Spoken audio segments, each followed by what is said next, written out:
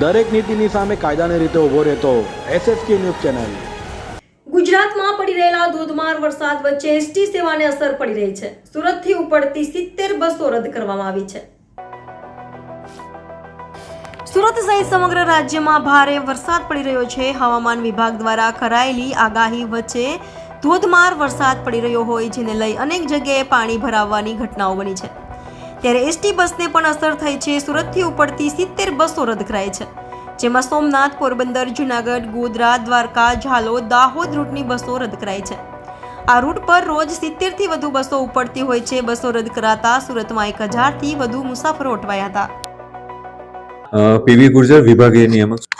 Heavy રેનના લીધે સુરત વિભાગની 52 ટ્રીપો cancel થઈ છે। 19 રૂટો કેન્સલ કર્યા છે, જેમાં છે પોરબંદર, સોમનાથ, દ્વારકા તેમજ નોર્થમાં આપણે ગોધરા, ઝાલોદ, દાહોદ તરફનું સંચાલન છે એ સ્થગિત કરવામાં।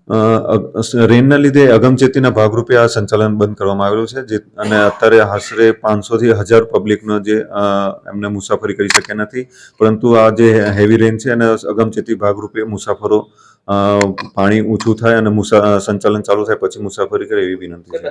હાલમાં આ જે 19 રૂટો છે એના ઉપર બંધ કરેલું છે। જેવું વહીવટી તંત્ર દ્વારા જણાવવામાં આવશે કે રૂટ ચાલુ થઈ ગયા છે પછી સંચાલન ચાલુ કરવામાં આવશે। દરેક નીતિની સામે કાયદાની રીતે ઊભો રહેતો SSK ન્યૂઝ ચેનલ।